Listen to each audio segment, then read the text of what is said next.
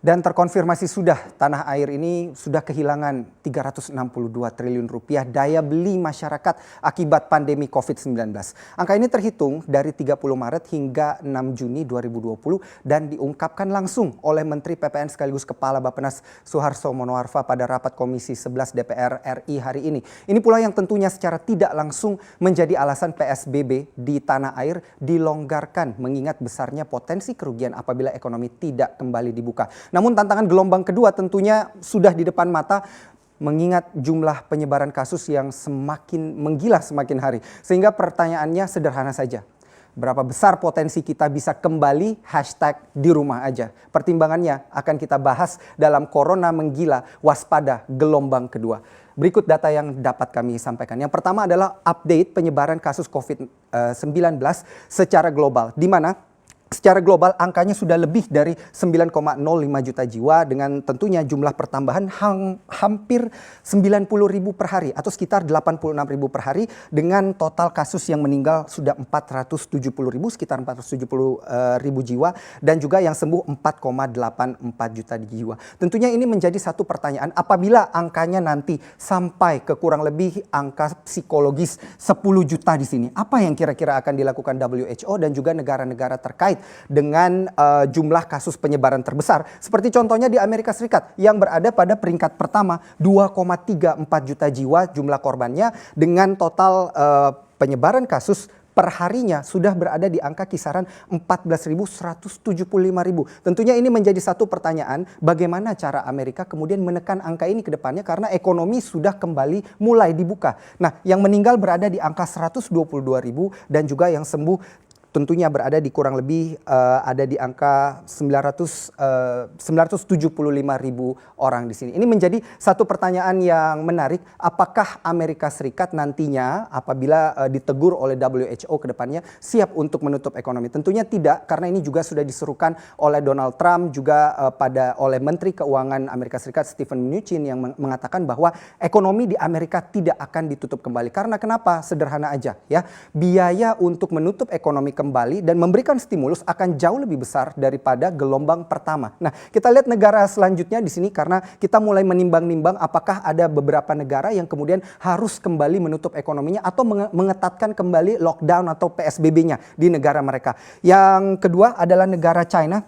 Tentunya awal penyebaran kita tahu berasal dari negara China yang saat ini berada di peringkat 21 dengan total kasus penyebaran sekitar 83.000 dan juga penyebaran per hari 26.000 dan juga total yang meninggal sekitar 4.634 dan juga total yang sembuh ada di angka 78.000. Ini kemudian menjadi satu perhatian dunia kembali di Beijing karena kita tahu di wilayah sebuah pasar tradisional di Beijing yang disebut pasar Xingfati di sana, di mana total kurang lebih ada 50 kasus yang penyebaran baru klasternya berasal dari pasar tersebut. Nah, ini mendorong pemerintah Beijing kemudian harus memperketat dan juga akhirnya melockdown 11 area perumahan warga untuk membatasi penyebaran kasus corona ke depannya. Ini juga sempat menggoyang pasar pergerakan instrumen beresiko seperti saham di China karena menjadi pertanyaan apakah pemerintah kemudian akan mengambil langkah yang lebih luas karena melihat ini adalah sebuah potensi penyebaran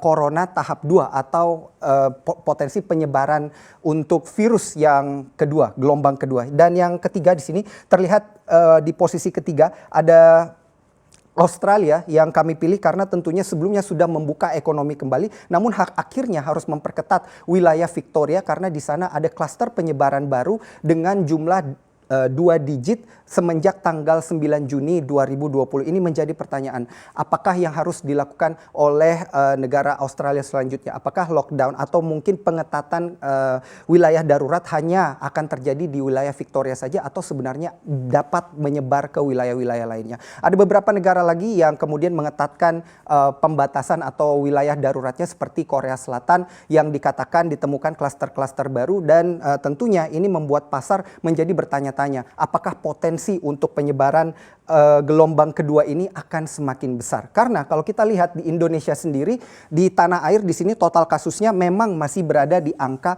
45.891 yang menjadikan Indonesia berada di posisi ke-29 berdasarkan data dari World Do Matter. Di mana angka kematian berada di angka 2.465, yang sembuh sudah 18.404, tetapi sayangnya yang menjadi perhatian atau concern dari para investor adalah jumlah kasus penyebaran hariannya di sini. Di mana tentunya pemerintah sudah mulai melonggarkan PSBB di masa PSBB transisi ini, tetapi yang menjadi permasalahan adalah sulitnya mengendalikan pergerakan warga terutama di ibu kota. Kita lihat di sini jumlah penyebarannya sudah berada di angka di atas 1.000 per harinya. Nah, ini kemudian juga sempat menjadi kekhawatiran bagi para investor. Tentunya Anda melihat juga pergerakan dari indeks harga saham gabungan, di mana ada investor yang optimis bahwa tidak akan ditutup kembali ekonomi di Indonesia, dan ada juga yang investor yang cukup pesimis yang mengatakan bahwa bisa saja gelombang kedua ini mendorong Indonesia untuk kemudian mengetatkan kembali PSBB-nya.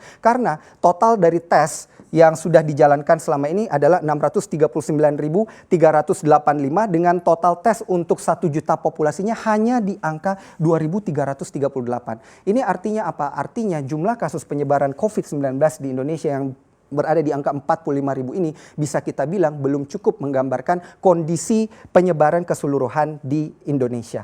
Mari kita lihat di sini, karena tentunya hal ini menggoyang kondisi ekonomi dan juga pasar keuangan, di mana tentunya secara mingguan indeks harga saham gabungan kita di sesi 1 tadi ditutup dengan kurang lebih penguatan 2,03% secara mingguan. Di sini rupiah melemah, maksud kami 0,13%, tetapi data-data real, ekonomi real di sini yang dapat Anda lihat dan pernah juga kita sampaikan di CNBC Indonesia sebelumnya, di mana per Mei 2020 angka ekspor impor kita walaupun surplus tetapi ternyata jebloknya berada di impor bahan baku, barang dan juga barang modal.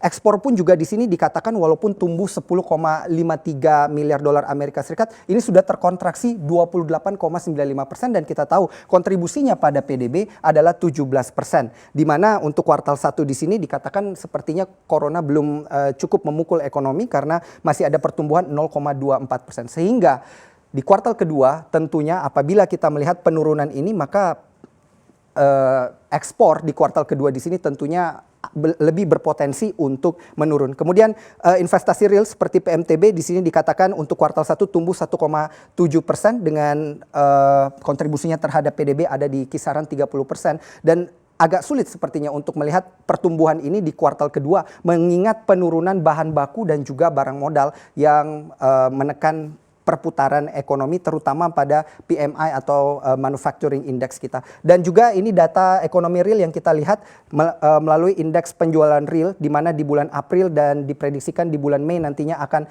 lebih parah atau melemah 22,9% dengan angka barang sandang yang menurun 70,9% untuk April dan juga 77,8% untuk bulan Mei. What's next? Apa yang selanjutnya yang perlu kita perhatikan? Karena pertimbangan bisa saja kita kembali di rumah aja ini terbagi dua.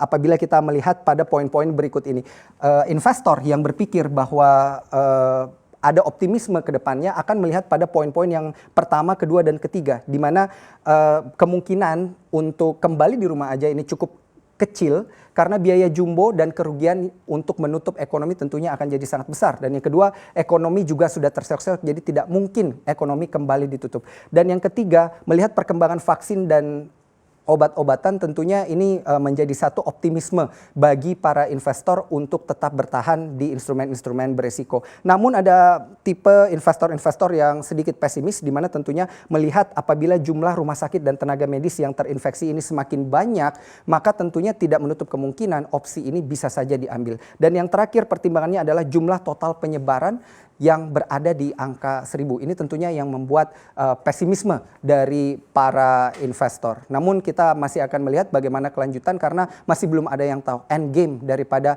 COVID-19 ini akan seperti apa. Namun kita tetap waspada terhadap gelombang kedua dari virus corona.